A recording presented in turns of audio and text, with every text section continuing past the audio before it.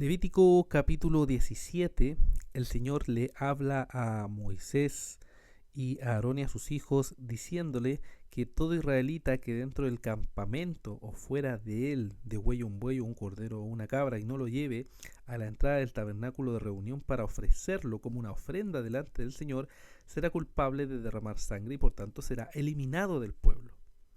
El Señor dice esto porque en el mundo antiguo se presentaban sacrificios, y estos sacrificios o eran para Dios o eran, como nos dice el verso 7, que nunca más ofrecerán sus sacrificios a esos demonios por los cuales se han prostituido.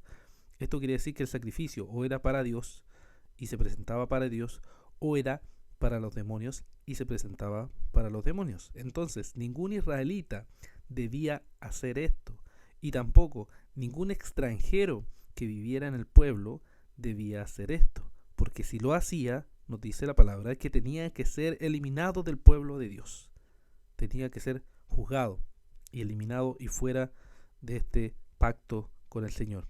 Y también les dice en el verso 10 que si algún israelita o extranjero que vive entre ustedes come sangre, yo me pondré en contra de él y lo eliminaré de su pueblo.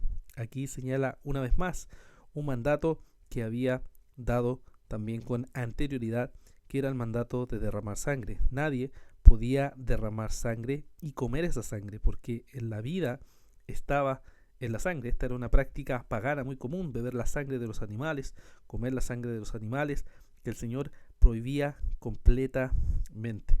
Porque nos dice en el verso 14 que la sangre es la vida de todo ser vivo. Por tanto, digo a los hijos de Israel, no coman la sangre de ningún ser vivo, porque la sangre es la vida de todo ser vivo.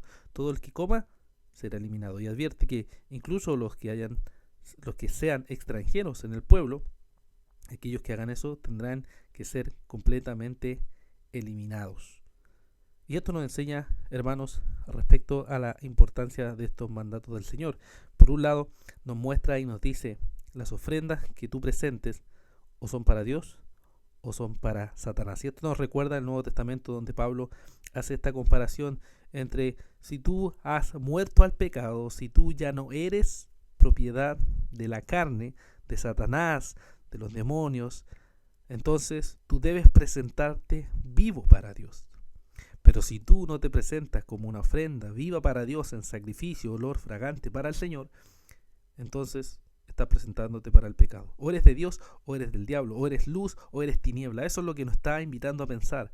Debes saber que como tú vivas la vida, en lo cual tú inviertas tu vida, en lo cual tú te sacrifiques, en lo cual tú te dediques completamente, es finalmente a lo que tú te estás dedicando. O es servir a Dios o es servir a Satanás. De la misma manera, también no se podía comer la sangre, porque esto era algo pagano, algo que se hacía, y que incluso en el nuevo pacto, ahí en Hechos capítulo 15, cuando se hace el concilio y finalmente se llega a la conclusión, se dice que no deben comer sangre ni deben tener fornicación, porque eso era pecaminoso. De eso debían apartarse, incluso si no eran judíos, debían apartarse de eso, porque era completamente pecaminoso. ¿Por qué? Porque la sangre es vida. ¿Cómo sabemos que la sangre es vida? Bueno, lo sabemos porque nuestro Señor Jesucristo murió en la cruz del Calvario derramando su sangre, que es vida, su sangre que nos ha dado la salvación, la esperanza, su muerte, que por su muerte estamos vivos y tenemos esperanza en Él.